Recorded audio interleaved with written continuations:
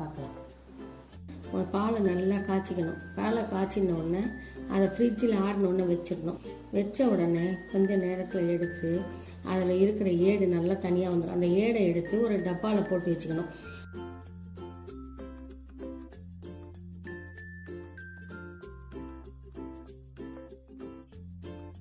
அந்த டப்பாவில் போடும்போது முதல் 2 ஸ்பூன் தயிரை ஊற்றி உள்ளே வச்சிடணும். டெய்லி அதே மாதிரி ஏடு எடுத்து தயிர் ஊற்ற வேண்டாம். டெய்லி எடுத்து ஃப்ரிட்ஜுக்குள்ளார அந்த டப்பாவில் போட்டு வச்சோன்னா ஒரு 10 days ஆனால் ஏடு நிறையா கிடைக்கும்.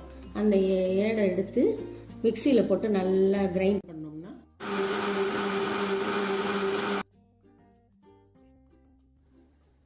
3 நிமிஷம் அரைச்ச உடனே அது வெண்ணெய் மேலே திரண்டிருக்கும். நம்ம ஆனால் அது தண்ணியை ஒரு சொம்பு தண்ணி ஊற்றினோம்னா தனியாக வெண்ணெய் வந்துடும்.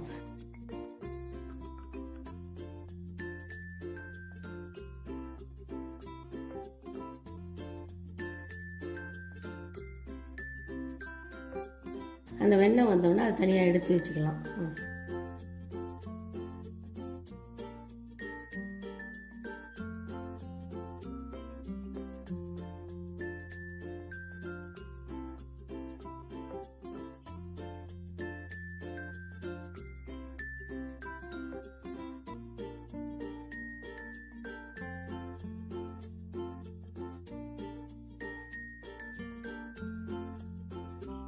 மீதமுள்ளதை மோராக யூஸ் பண்ணிக்கலாம். இப்போ வீட்டிலேயே ஃப்ரெஷ்ஷான வெண்ணெய் ரெடி.